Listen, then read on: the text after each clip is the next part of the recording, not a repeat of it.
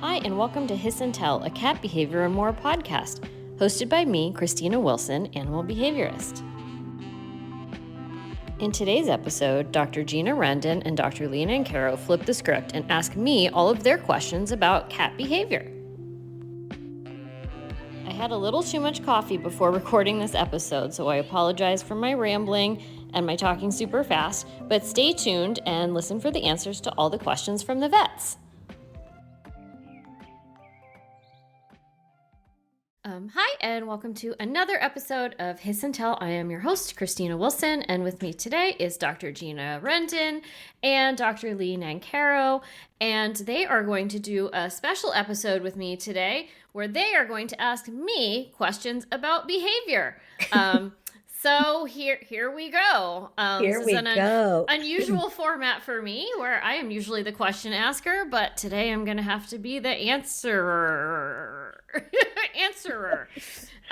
So yeah, I guess have at it. Well, so this was Lee's idea, which I thought was so brilliant, because as vets, we deal with all the medical stuff, but there are sometimes, people will come in and they ask us these questions and, we're not necessarily behaviorists. And so there are a lot of times when we're just like, I don't know. I hope you guys make those faces at your clients. Always. Yeah. So yeah, I thought this was such a great idea. It's a great idea. I love it. It's very cute. Yeah. Okay. Well, shoot. Do you want to go first, Lee? Well, my big question, and I think, Gina, you had a similar one. Kristiina, I know you have, is it 10 cats? 11. 11. Yeah. How do you keep the peace?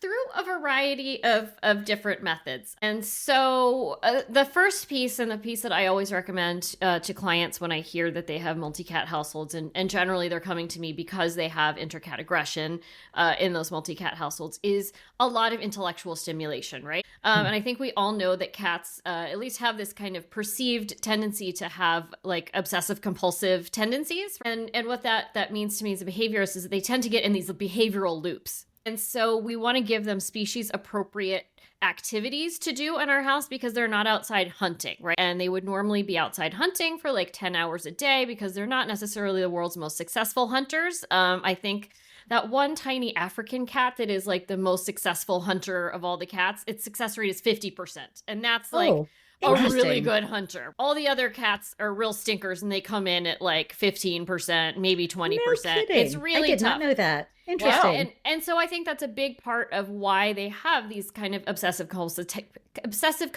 tendencies, because their brains are wired to just say repeat, so that they can be successful and make a living out in the wild and not die of starvation. And when they're living in our homes, they don't have anything to do to keep themselves alive. We're feeding them, we're providing them with a nice place to sleep. And so they can often kind of start aggressing on each other, especially if they're in multi-cat households, out of boredom. So that was a very long-winded way of saying, let's give them something to do that is species appropriate. What I really like is if you can't build a catio, like, we have right out here is the first thing that we built when we moved out here to Connecticut. If you can't either build or just put a little window thing in your window for your cat to be able to safely experience outside, or consider teaching your cat to harness walk, give them something like a suction cup bird feeder on your window. If you don't live in a skyscraper, obviously that's not helpful if you live on the 20th or 30th floor, so that they can watch animals that they would be normally watching. So birds, chipmunks, mice, squirrels. At night, I know I mentioned in an earlier podcast that we have a lot of raccoons that come to our house. Raccoons and possums come at night. All of these are animals that our cats love to watch, and we'll often see all of them lined up at our windows watching the animals, and they will sit there for hours. And then whenever they're done kind of doing that first part of the hunting sequence, which is the stalking, and then they'll jump up at the windows, and all of these animals are now so habituated to the cats that they just sit there and keep eating the birdseed, and they're like, you're an idiot, right? One of the squirrels will even come and like do this at the window, like kind of like to just mess with the cats, because he thinks it's really funny, and we'll just like run down the windows to make sure to like mess with all of the cats and just be like, funny. But the cats love it because they get excited, they're hyped. Yes. And so you want your cats to get that part of the sequence, right? And then you want to give them something to do the next part of the sequence, which is either with play, if you can be there, you want to let them finish that sequence by capturing and killing something, which would be with a toy that they can actually grasp. So not a laser pointer, but something like a flirt toy, which is any toy on a stick or a wand. Or if you can't give them that, then you can use some type of those mice puzzle feeders that they can kick around and get a few pieces of dry kibble out of. So they've kind of finished that sequence. So you've given them this whole hunting sequence. They're not needing to turn that aggression around to each other because they're doing this whole thing that's a natural behavior. Another thing is have Feliway pheromone diffusers going. I don't normally mention brands, but I do mention Feliway just because they have so much robust research behind them. There's a lot of different brands of pheromone diffusers. The only one that I found that has significant research behind it is Feliway, and so that's the one that I recommend and that I use in my house. And we definitely notice when they are running out because the cats will get a little bit weird, and they'll be like, "Oh, I need to go check them," and I will notice that they have run low. So it's definitely a piece of the puzzle in our house. And I also always tell clients that managing a household of cats or really any cat behavior problem, there's not one thing that's going to come along and solve it. It's a puzzle that you're just trying to figure out like what pieces are coming in that fit together in your particular house, right? Making sure there's enough high perches and hiding spaces, making sure there's not places like top of stairwells, around corners, things like that, where cats can often kind of lord space over each other, or where cats can come face to face. And that often will create an aggressive incident. So you want to give them little shelves so they're never going to surprise each other and come directly into contact. You always want to have like a little bit of raised space around those areas so they can pass around each other without conflict. So those are just some things. I feel like I've been talking for 20 minutes. Just like, oh, I think I had too much coffee. I'm not shutting up and I should shut up now. And my mouth keeps going. So, I have, if, because obviously I'm in the city and so people don't have necessarily room to make catios. Yes. And sometimes don't even have the windows really to have a cat, right. A bird feeder. What about TV? Yes. Cat TV. Yeah. Cat TV is great as long as you do not have a very large cat or a very energetic cat that is going to hop up and knock your TV over into the wall if you don't have a wall-mounted TV. Or you got to be careful with that because sometimes they will get so excited about watching the birds on cat TV that they will try to get the birds, and then your TV's falling over. One other thing that I recommend is setting up, if you have an extra iPad lying around, use that. Put it in a plastic bag if you're concerned about the cat like scratching at it, and that can be really good as cat TV. That's what I use often when I'm socializing feral cats. Is I use my wife's old iPad, just put it in like a clear Ziploc so they don't scratch at it, and that's their little TV for while they're being socialized. Nice. So you can kind of scoot it around. There's a few really good cat games that they can play on the iPad, and then you can, put it more up if you want them to watch cat TV, and then you can sit there and watch cat TV with them and, show that you take an interest in their interests. And we're all in this together. Yeah, exactly. That's always a good resource. I love that. Yeah. How do you introduce a cat into a situation like that? Into a multi-pet household? Either a multi-pet household or into even, a household where my experience is, often people will have like a little old, and it's usually like a little female cat who like doesn't want any company, but for some reason the clients think that their cat needs company. And so then they'll get a cat. My experience, I don't know if this is strictly true, but I always feel like the older female cats, they really don't want company. They generally do not. I think your assessment is totally correct. I see this a lot in my practice too. And I think again, it all comes from a good place from right, the absolutely. client. Right? They're like, oh gosh, I would be lonely. Cats generally, you'll know if they're lonely. They're going to do a lot of kind of play solicitation, and even like human directed aggression that is play solicitation, like biting of your ankles and like slapping at you and that kind of stuff. So if you're not seeing that, they're probably okay, if they're older cats. And I do see a lot of people who have older cats and then they introduce a kitten, and this is not a good scenario. This is not a good scenario. If you think of your grandma is 85, do you think she would enjoy living with a teenage or a preteen kid? Like, that would be a weird and I think annoying match for all parties involved, right? Like, the teenage kid would be like, "Rah, let's go, let's play and like let's blast video games," and then the grandma wants to go to bed at 7 p.m.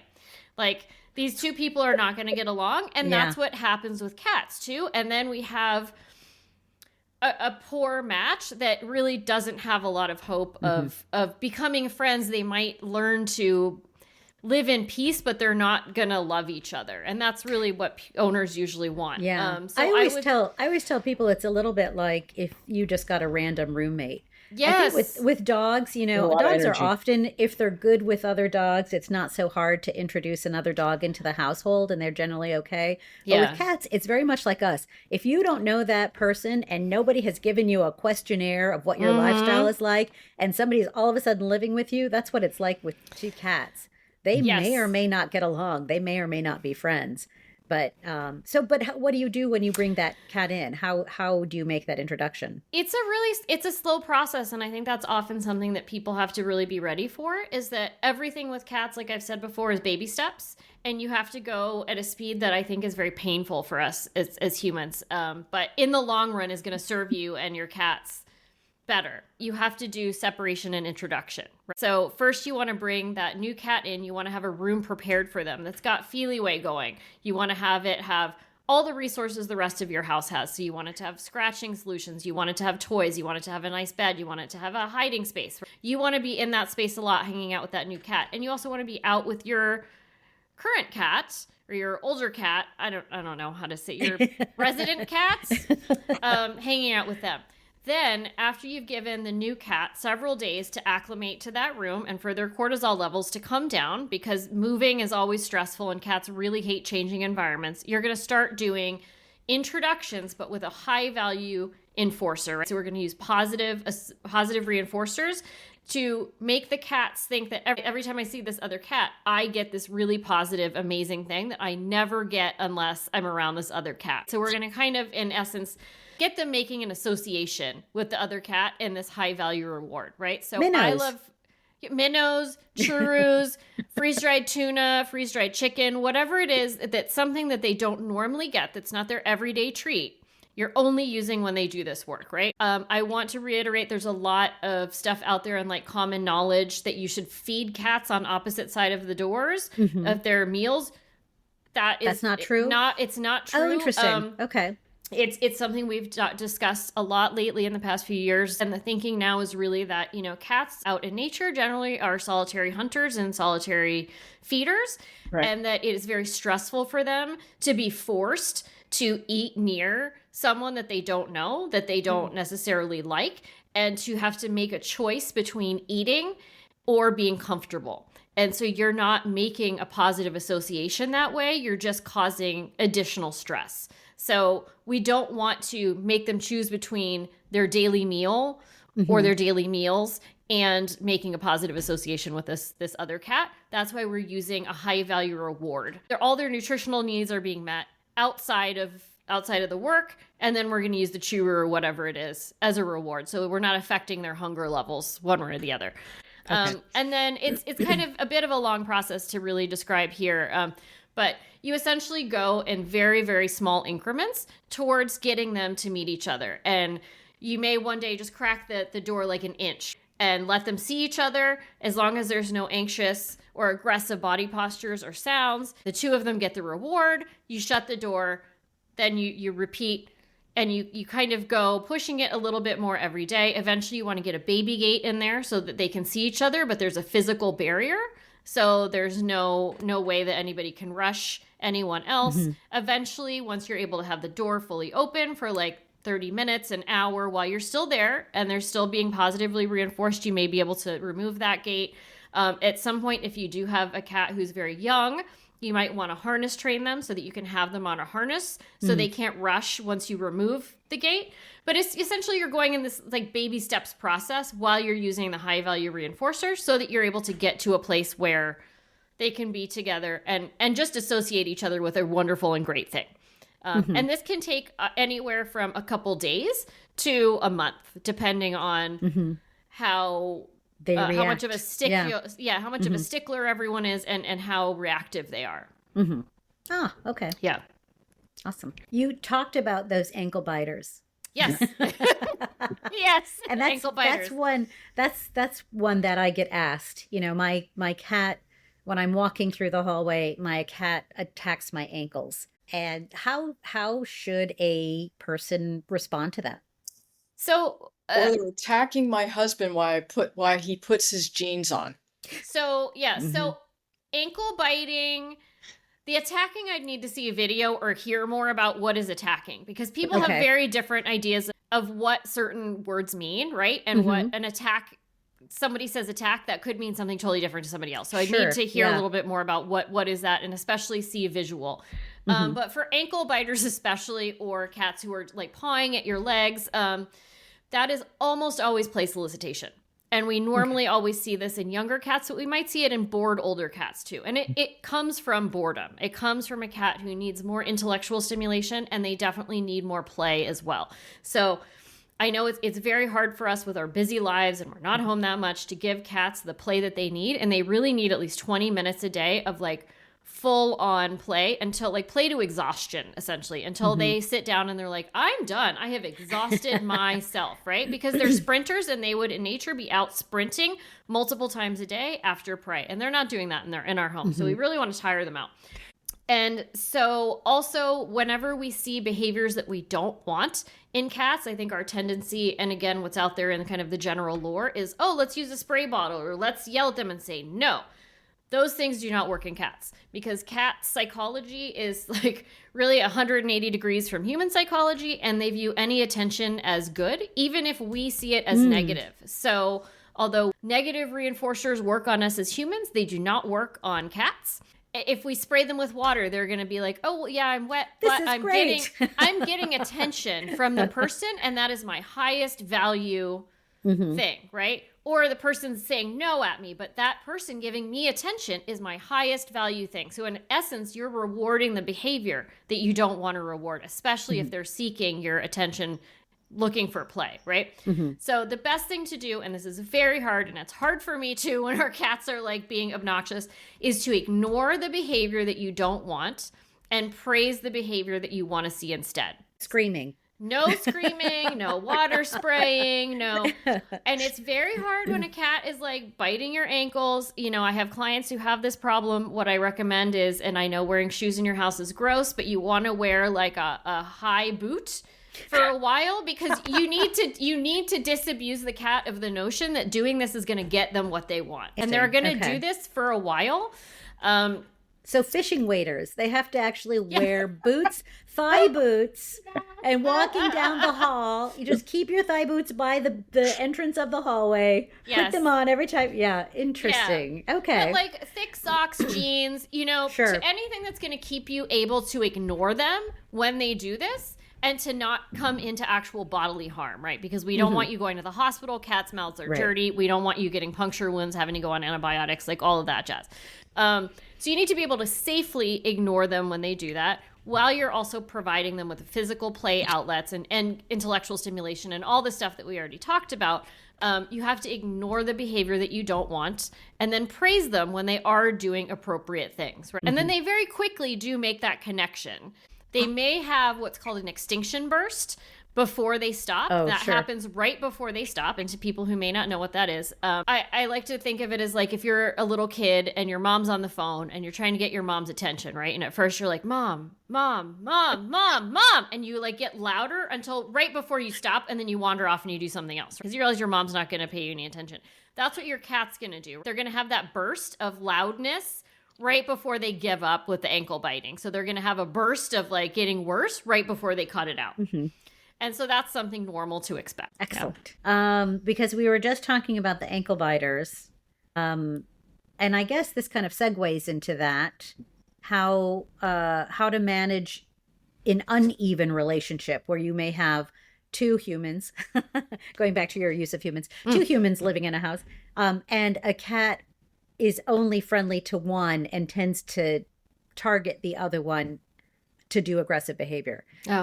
Yeah. So, which I actually, it's funny because I hear a lot of this with like new significant others. You know, there may be the original owner of a cat, and then some significant other comes in, and that person becomes the target of a cat's aggression. That's very common, actually. And actually, I have a client with that issue later on today that I'm tackling. I will say sometimes you just have cats who are weird. You know, our cat Babby is like that. She loves Allie and she hates everyone else. And if I try to pat her, she just slaps me and bites me. And so I'm just like, okay, cool. We both raised you, but like, be that way, whatever. But she's not coming for me. It's, you know, if I try to go solicit attention for her, she's like, absolutely not. I don't like you.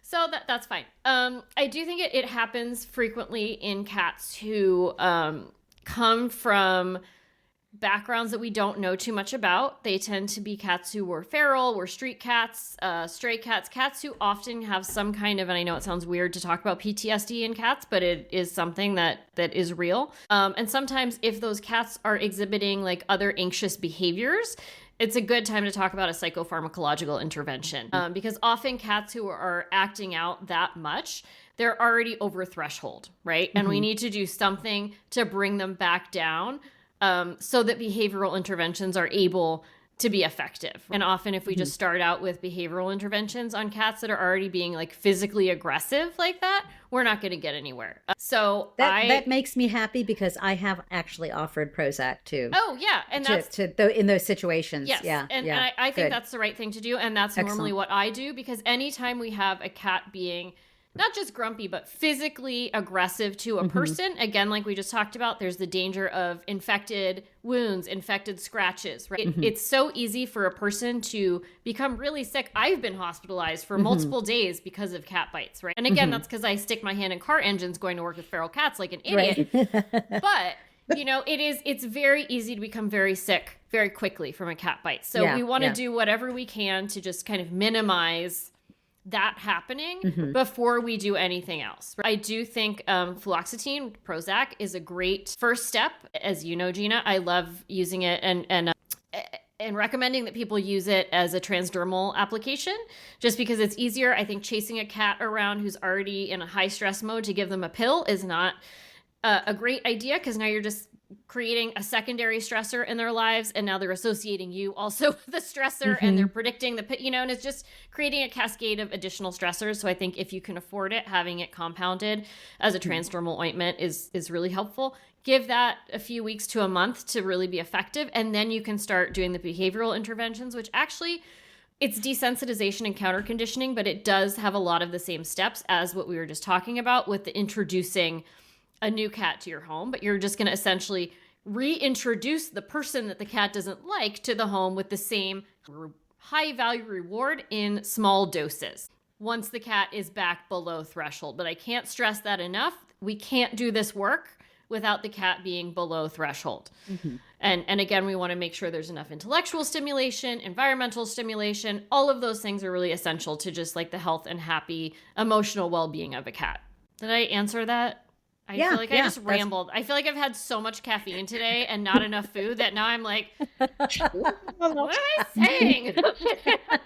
My mouth is just going, but no one's running the show. Do I have any other? I have one more. Okay. I think this was on my list. So I do, and I actually had a cat like this. I had a couch potato cat who she was not interested in exercise. She lived to eat. She would hang out. I would try to encourage her to do various activities, to do things, and she had none of it. And I think probably, Lee, you and I both have seen patients that are just grossly obese. Oh God. And you obviously diet is part of it, but then activity is that other part. And sometimes there are these cats that just won't move. So do you have recommendations for how to get them more active? I do. The first thing that I would say, if this was a client, the first thing I would say would be get that cat checked out at the vet to make sure there's not a mobility issue. Let's make sure that they're not having any joint pain, like and anything going on that they maybe do. They need Antinol? Do they need something? Is something affecting them, especially if they're an older cat, but even if they're a younger cat and they're obese, do they need something to kind of help lubricate those joints and help get things moving? Do they need Silencia? Do they need something to just help get them going? Because maybe there's a pain issue that is part of the driver of this, right? Once we get that solved, and I do want to stress that like there's so many behavior issues that can come from medical issues that the first stop for anybody who's like, my cat's acting weird is like, please go to your vet and then you can come to me. But like, let's always rule out a physical problem before we just are like, my cat's being a butt face. So after that, I would say I have really experienced that cats love training, and not training like physical training, but they love clicker training. Again, I've got a couple cats who have fried their brains, so they're not the smartest tools in the shed. But most cats really love training, like learning to do a trick or learning to harness walk or learning stuff, right? Because cats are normally, they would be outside moving through the landscape and learning new things every day. So I think clicker training is often a really great start to teach your cat to just move around. You can have them following a target stick. And if you don't want to give them a treat, which obviously we don't want to because of the obesity issue, you can either, if they are eating like low calorie dry food, you can use that, or it doesn't always have to be a food reward. We have one cat who his favorite thing in the whole world is not food. It's if you tell him, good job, Kevin. So you can use praise. You can use praise. You can use pats. You don't have to always use food as a positive reinforcer, right? So I just urge people to think about that and to think about really spending time with your cat and doing clicker training. And there's an amazing resource called catschool.co. I had an episode 2 weeks ago with the behaviorist who runs that, and it's amazing. And it's a very cheap for running through all the courses that are all the different things that you can do with your cat for clicker training. And so I think clicker training is great. I think a lot of people buy those cat wheels, and I bought one recently, and it is actually fairly rigorous work to train your cats to get on those. But if you have a cat who enjoys doing the clicker training, I think then they're a good candidate for one of the wheels. Because our cats who have loved clicker training with me are the ones who are very successful on that wheel now. So that's another thing that you can do. I think also trying to give them some catnip before you play with them can be helpful, especially if you have a cat who gets hyper from the catnip rather than getting sleepy. And then I would say also do things like build them an activity box. Maybe they would respond more to that and to like a foraging activity versus a playing activity. To not use a laser pointer, because those are often very frustrating for cats because there's not something they can actually like catch and kill. So I would use a real toy they can actually catch. And then again, I would say trying along with the clicker training, try maybe harness if you're able to where you live. Obviously, if you live in a big city, this may not be feasible. But try training your cat to accept a harness and taking them outside on a walk, because that is going to really motivate them to move. That is their natural environment. They most likely would love to do that if you live in a place that is safe, if you get them, make sure they're treated for fleas and ticks, all of that jazz. That's a really good and I don't want to say easy, but natural way for your cat to get its movement in. Excellent. Yeah. We have a neighbor that walks her cat. Aw, so fun. I walk a lot of our cats. Do you? Yeah.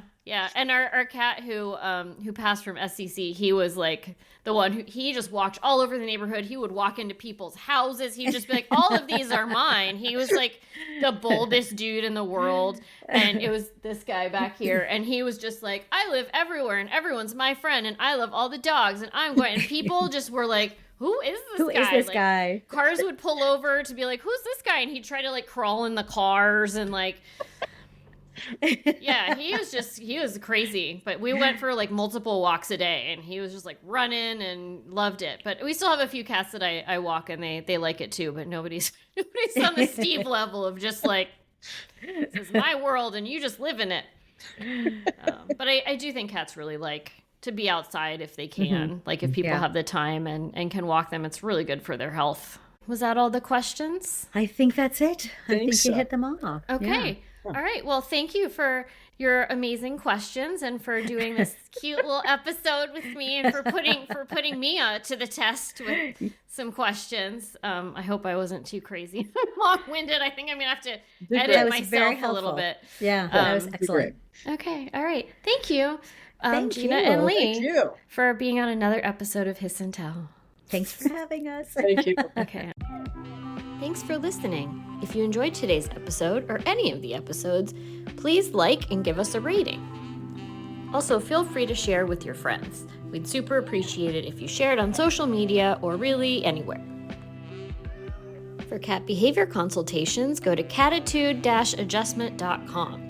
You can follow us on social media at Hiss and Tell Podcast. Music provided by Cat Beats.